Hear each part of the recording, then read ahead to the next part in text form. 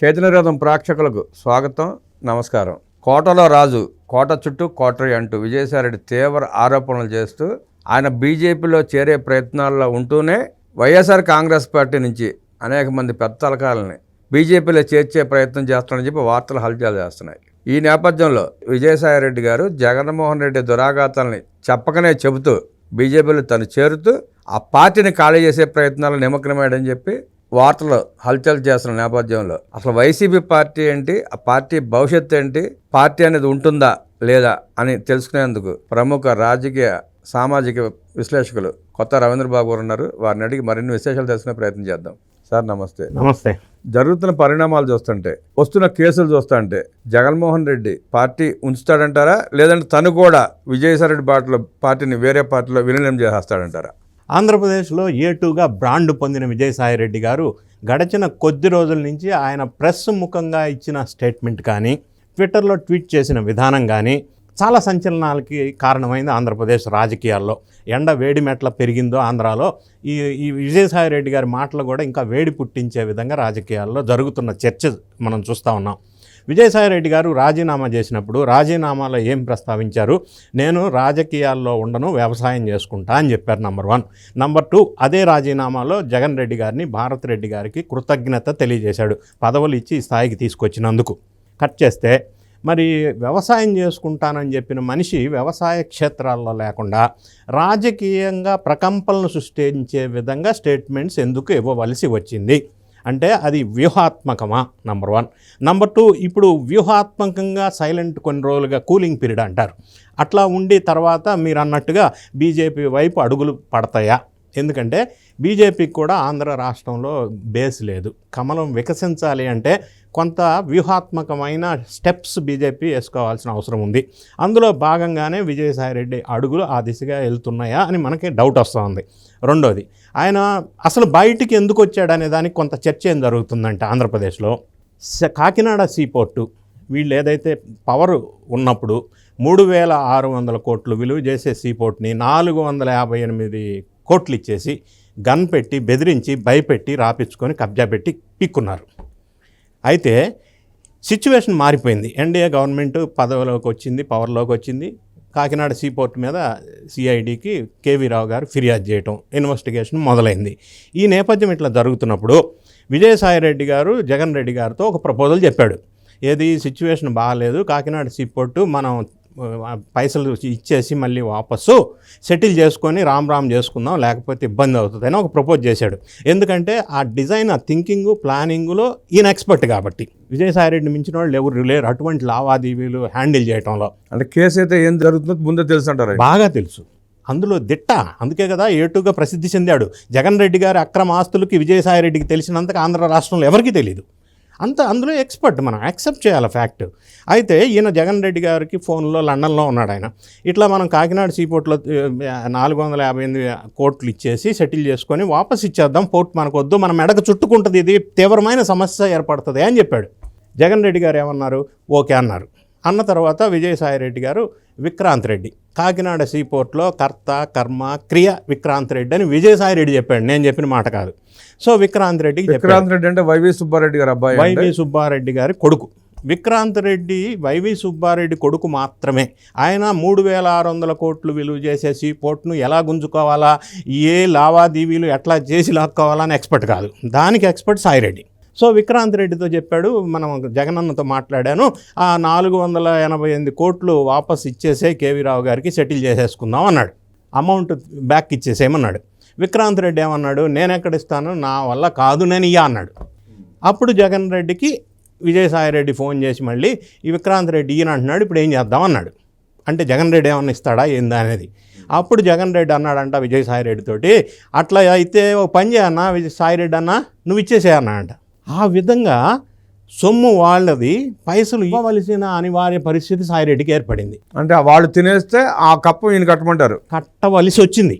కట్టవలసి రావటం వల్ల మనస్తాపానికి గురై తప్పనిసరి పరిస్థితుల్లో ఆ డబ్బు నష్టపోయి అది పేమెంట్ చేయడానికి కూడా ఈయన ఆస్తులు కొన్ని అమ్ముకొని ఏదో సెట్ చేసుకొని తప్పనిసరి పరిస్థితుల్లో పేమెంట్ చేసుకొని ఈ బాధ తట్టుకోలేక రెండోది దీనికి తోడుగా రకరకాల కారణాలు ఆయన స్థానాన్ని కిందకి తీసుకురావటం, సజ్జల సకల శాఖ మంత్రి కానీ వైవి సుబ్బారెడ్డి కానీ ఒక కోటరీలాగా వ్యవహరించడం, ఈయనకి కొంత డిస్టెన్స్ పెట్టడం, రకరకాల కారణాల వల్ల ఈయన బయటికి రావడం జరిగింది. సో ఆ రీజన్ వల్ల బయటకు వచ్చిన ఈయన అడుగులు బీజేపీ వైపు వెళ్తున్నాయి. వాళ్ళకే అవసరం, ఈయనకే అవసరం. ఎందుకంటే రేపటి రోజున కేసులు చాలా ఉన్నాయి కాబట్టి కేసుల నుంచి ప్రొటెక్షన్ కావాలంటే సెంట్రల్లో బీజేపీ శుభ ఆశీస్సులు విజయసాయిరెడ్డికి కావాలా. రెండోది, విజయసాయిరెడ్డికి బీజేపీ నాయకుల దగ్గర మంచి కనెక్షన్ బాగానే ఉంది, రిలేషన్ బాగానే ఉంది. ఎందుకంటే లైజనింగ్లో కూడా ఈయన ఎక్స్పర్ట్ కాబట్టి, ఆర్థిక నేరస్తుల్లో కూడా ఎక్స్పర్ట్ కాబట్టి ఆ విధంగా వెళ్ళినప్పుడు ఈయన ఈ విధమైన కామెంట్ చేశాడు. ఇంకో కామెంట్ ఏం చేశాడు, అక్కడ ఒక కోటరీ ఉందన్నాడు. అంటే ఆయన ఉద్దేశం ఏంది, వైవి సుబ్బారెడ్డిని లేదా సకల శాఖ మంత్రిని ఉద్దేశించి మాట్లాడాడు. ఈయన టార్గెట్ వాళ్ళిద్దరు మాత్రమే. అంటే మొన్నటి వరకు ఈయన బయటికి రాకముందు లేదా ఒక 2 సంవత్సరాలకు ముందు మరి అదే కోటరీలో విజయసాయిరెడ్డి లేడా? అంటే విజయసాయిరెడ్డి కూడా ఆ స్థాయిలో ఉన్నాడు కదా. అప్పట్లో జగన్ రెడ్డిని ప్రభావితం చేసే స్థాయిలో విజయసాయిరెడ్డి అప్పట్లో వ్యవహరించిన మాట అందరం చూసాం. తర్వాత సబ్సిక్వెంట్గా ఆయనకు కొంత డిఫరెన్స్ రావటం వల్ల, దూరంగా రావటం వల్ల ఇంకొక వేరే వాళ్ళు ఆ ప్లేస్ ఆక్యుపై చేశారు. సో వాళ్ళని టార్గెట్ చేశాడు కాబట్టే లిక్కర్ కేసులో రాజశేఖర్ రెడ్డి పేరు చెప్పాడు. ఇప్పుడు విషయం ఏంటంటే సిఐడి విచారణకి వెళ్ళింది కాకినాడ సీపోర్టు విషయంలో. మరి అక్కడ ప్రెస్ దగ్గర లిక్కర్ స్కామ్ గురించి ఎందుకు ప్రస్తావన చేశాడు? అంటే ఆ ఇష్యూని డైవర్ట్ చేయడం కోసం చెప్పినట్టుంది. అంటే ఎట్లా ఉందంటే ఈ మాట, ఇందులో రాము కర్త కర్మ క్రియ విక్రాంత్ రెడ్డి వైవి సుబ్బారెడ్డి కొడుకు అన్నాడు, అంతవరకు ఆపేయచ్చు కదా. లిక్కర్ స్కామ్ ఒకటి ఉంది, కసిరెడ్డి రాజశేఖర రెడ్డి అందులో మూల సూత్రధారుడు, మొత్తం నడిపించింది ఆయనే అన్నాడు.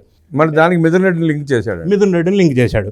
అంటే ఈయన కొంతమందిని, మిథున్ రెడ్డిని కానీ, వైవి సుబ్బారెడ్డిని కానీ, సకల శాఖ మంత్రిగా ఉన్న సజ్జల రామకృష్ణారెడ్డిని కానీ వీళ్ళ మీద ఫోకస్ పెట్టి టార్గెట్గా ఆయన మాట్లాడటం జరిగింది. ఇంకొకటి ధమ్కి ఏమిచ్చాడు, నా దగ్గర అన్ని విషయాలు తెలుసు, నాకు సమయం వచ్చినప్పుడు నేను అన్నీ చెప్తా అన్నాడు. అంటే నన్ను గెలకొద్దు, ఏదన్నా నన్ను గెలిగితే నేను మొత్తం విషయాలు బయటికి చెప్తా అన్నాడు.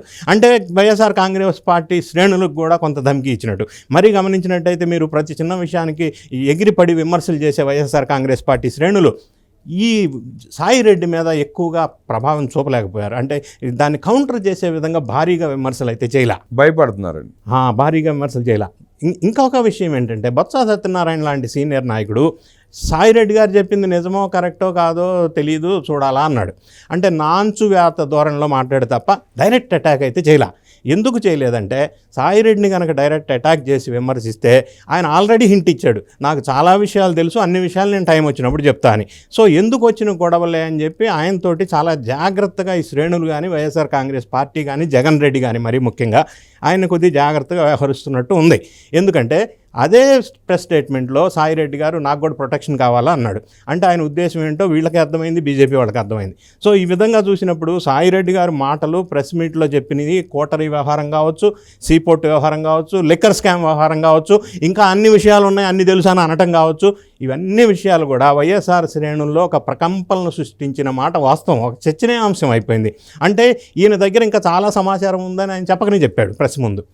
కాబట్టి ఆయన ఏదన్నా ఇబ్బంది కలిగితే మాత్రం ఆయన ఒకవేళ అప్రూవర్గా మారినా లేదు, ఆయన కొన్ని విషయాలు బయటికి వెల్లడించినా ఆ తాడు మెడ ఎవరికి చుట్టుకుంటుంది అనేది ఆ పెద్ద మనుషులకి అందరికీ తెలుసు. వైసీపీ కాంగ్రెస్ పార్టీలో ఉన్న నాయకులు ఎంత దోచుకున్నారో, ఎంత దోపిడీ చేశారో, ఎన్ని దుర్మార్గాలు చేశారో ప్రపంచం అంతా చూసింది సార్. ఇవాళ పునీతులు అయిపోయినట్టు ఆ తప్పిదాలను కప్పిపుచ్చుకోవడానికి బీజేపీ కానివ్వండి, కాంగ్రెస్ పార్టీ కానివ్వండి, లేక మరే ఇతర పార్టీ అయినా కానివ్వండి, ఆ పార్టీలకు వీళ్ళు జాగ్రత్త ప్రయత్నం చేస్తే, వాళ్ళు చేర్చుకుంటే మరి ఆ పార్టీలకు ఉన్న విశ్వసనీయత దెబ్బతిందంటారా?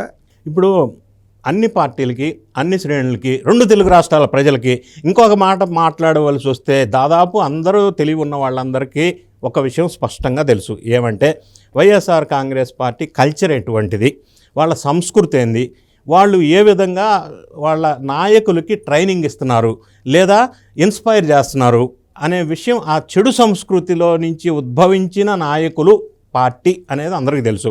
రెండోది, మీరు ప్రస్తావించినట్టుగా అన్ని అక్రమాలు ఎన్ని చేయాలో అన్ని పదవిని అడ్డు పెట్టుకొని అధికార దుర్వినియోగం చేసి అందరూ చేశారు. ఇప్పుడు జైలు బాట అందరూ పడుతున్నారు.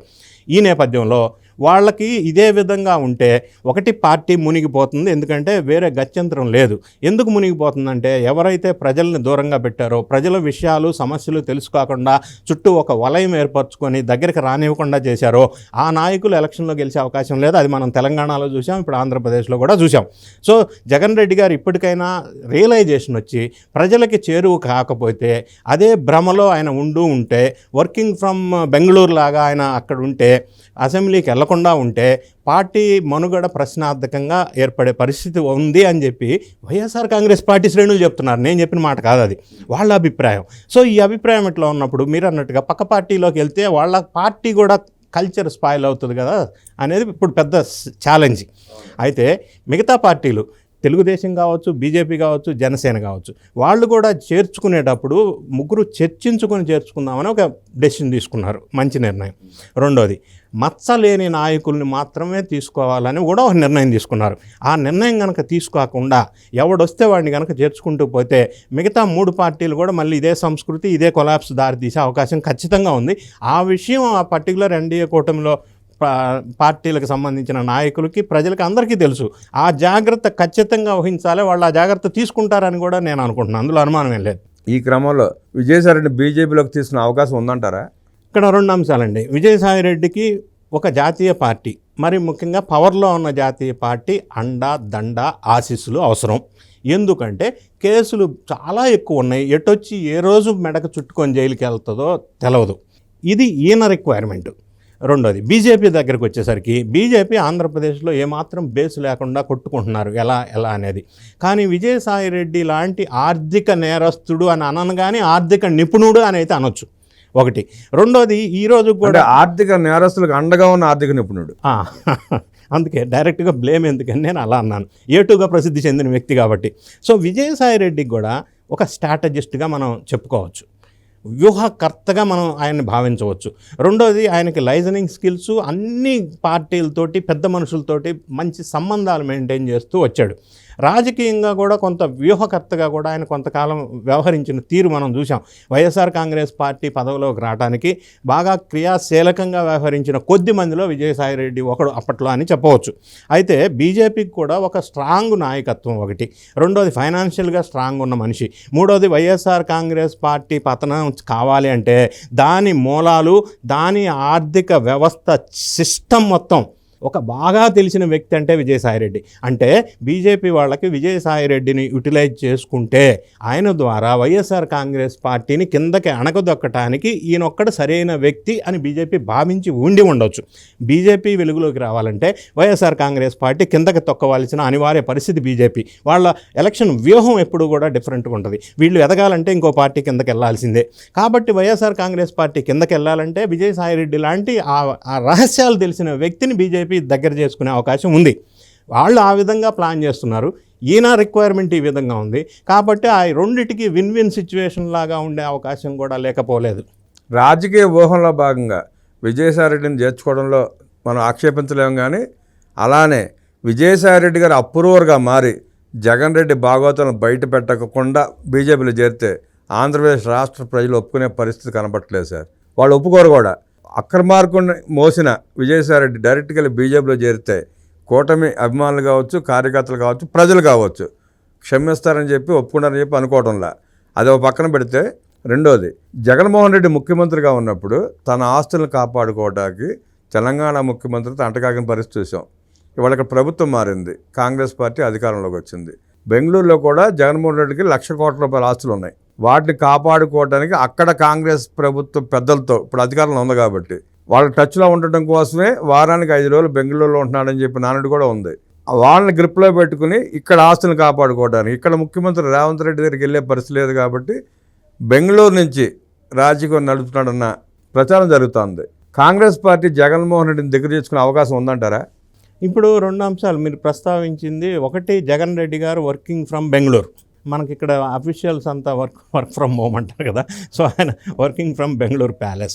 రెండోది, విజయసాయిరెడ్డి వైఎస్ఆర్ కాంగ్రెస్ పార్టీ రహస్యాలు, అక్రమాలు వెలుగులోకి తెచ్చి ఆయనకి తగిన శిక్ష పడే విధంగా చేసి అప్పుడు బీజేపీలో జాయిన్ అవ్వాలా అని ప్రజలు కోరుకుంటున్నారని మీరు అంటున్నారు. వాస్తవం సరే కదా.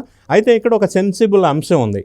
ఆ అక్రమాలన్నీ వెలుగులోకి చెప్పితే ఇన్ కేస్ కొన్నిట్లో మళ్ళీ ఈయన పాత్ర ఉండి ఉండవచ్చు, అంటే ఈయన భాగస్వామ్యం కూడా కొన్ని దాంట్లో ఉండి ఉండవచ్చు. అందుకనే ఈయన తెలివిగా కొన్ని స్పెసిఫిక్గా లిక్కర్ స్కామ్లో వీళ్ళు, ఈ స్కామ్లో వీళ్ళు అని ఏలెత్తి చూపే ప్రయత్నం చేస్తున్నాడు. అంటే పర్టికులర్గా ఆ వ్యక్తుల మీద ఫోకస్ చేస్తున్నాడు.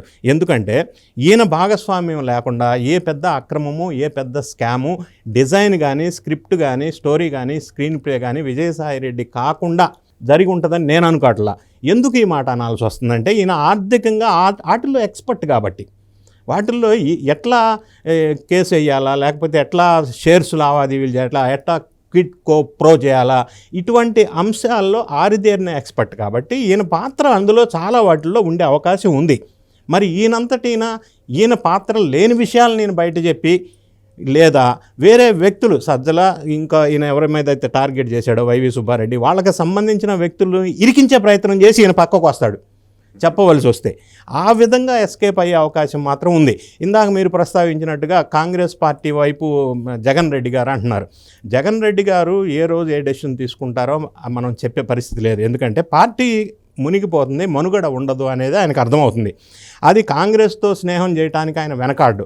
రెండోది, షర్మిలమ్మ గారికి అక్కడ కుటుంబ సమస్యలు సెటిల్ కాకుండా వాళ్ళిద్దరికి పార్టీ పరంగా కూడా సెట్ కాకపోవచ్చు. మూడోది ఏంటంటే వైఎస్ఆర్ కాంగ్రెస్ పార్టీ ఎప్పుడైతే బలహీనత పడుతుందో కాంగ్రెస్ పార్టీ దాన్ని అడ్వాంటేజ్గా తీసుకుంది. ఎందుకంటే YSR Congress party voters Congress party నుంచి వచ్చిన వాళ్ళు బేస్ అది.